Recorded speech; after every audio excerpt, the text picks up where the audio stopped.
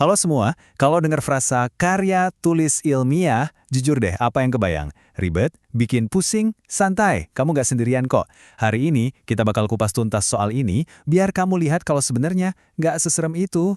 Pernah kan dapat tugas ini terus tiba-tiba ngeblank? Bingung mau nulis apa, mulainya dari mana, aturannya gimana, ujung-ujungnya cuma mandangin layar laptop yang kosong. Nah, tenang aja, kita di sini bakal pecahin semua kebingungan itu. Percaya deh, setelah ini semua bakal jadi lebih gampang. Oke, kita mulai dari yang paling dasar dulu ya. Karya ilmiah tuh sebenarnya apaan sih? Apa bedanya sama tulisan-tulisan lain yang biasa kita bikin? Gini deh, simpelnya. Ini tuh bukan tempat buat curhat atau nulis cerpen. Karya ilmiah itu adalah laporan hasil riset atau kajian.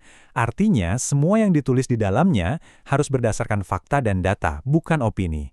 Plus, ada aturan mainnya sendiri yang harus kita ikuti. Coba deh lihat ini. Mau dijelasin pakai bahasa santai ala YouTuber atau bahasa formal ala pakar, intinya tuh sama aja. Karya ilmiah itu dasarnya adalah hasil investigasi. Bisa dari pengamatan, baca-baca buku, atau riset langsung. Yang pasti isinya temuan, bukan sekedar perasaan atau opini pribadi.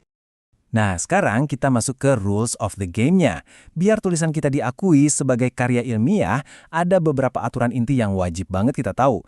Kalau kamu pegang teguh 3 ini, proses nulisnya dijamin bakal jauh lebih lancar. Kalau kamu coba cari-cari di internet, mungkin kamu bakal nemu ada 9, 10, atau bahkan lebih ciri-ciri karya ilmiah. Wah, banyak banget kan? Bikin pusing duluan. Nah, kabar baiknya, semua itu sebenarnya bisa kita rangkum jadi cuma 3 prinsip utama aja. Super gampang buat diingat. Pertama, jelas dan tepat sasaran. Maksudnya, tulisan kamu harus to the point, nggak bertele-tele dan nggak ambigu. Biar orang lain yang baca tuh pahamnya sama persis dengan yang kamu maksud. Kedua, objektif dan berbasis fakta. Ini nih kuncinya. No baper. Semua yang kamu tulis harus didukung sama data, bukan cuma perasaan atau asumsi pribadi. Dan yang ketiga, formal dan ilmiah. Artinya, pakai bahasa yang baku dan terstruktur dengan rapi, sesuai standar bidang ilmunya. Sama kayak mau bangun rumah, nulis karya ilmiah juga butuh blueprint atau cetak biru, biar hasilnya kokoh dan gak berantakan. Nah, untungnya, blueprint buat karya ilmiah itu simple banget loh. Cuma ada 3 bagian utama. Yuk, kita bedah satu-satu. Jadi, strukturnya itu ada 3. Bagian awal, pendahuluan, yang isinya ngejawab pertanyaan, kenapa sih topik ini penting dibahas? Terus, bagian tengah, isi dan pembahasan. Ini jantungnya tulisan kamu, yang ngejelasin gimana prosesnya dan apa hasilnya.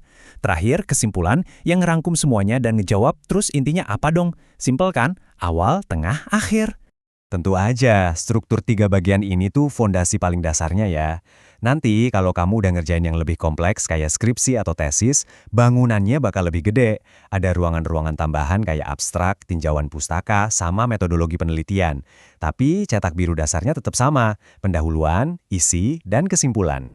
Oke, sekarang mungkin ada yang mikir, paham sih, tapi buat apa ya aku repot-repot belajar ginian? Apa untungnya buat aku? Nah, ini dia bagian yang paling penting. Manfaatnya itu jauh lebih besar dari sekedar dapat nilai bagus. Setiap kali kamu nulis karya ilmiah, sadar atau enggak, kamu tuh lagi upgrade skill. Kamu jadi terbiasa baca secara kritis, belajar gimana caranya nyatuin banyak info jadi satu argumen yang kuat. Dan yang paling penting, kamu belajar mikir secara sistematis. Ini bukan cuma soal tugas kuliah loh, ini latihan biar kamu jadi pemecah masalah yang handal. Di dunia kerja nanti, apapun bidang kamu. Jadi, jangan lagi lihat karya ilmiah sebagai beban yang nakutin ya. Anggap aja ini sebuah kesempatan. Kesempatan buat ngejawab rasa penasaran kamu dengan cara yang keren dan sistematis. Kesempatan buat mengubah ide di kepala kamu jadi sebuah karya yang bermanfaat.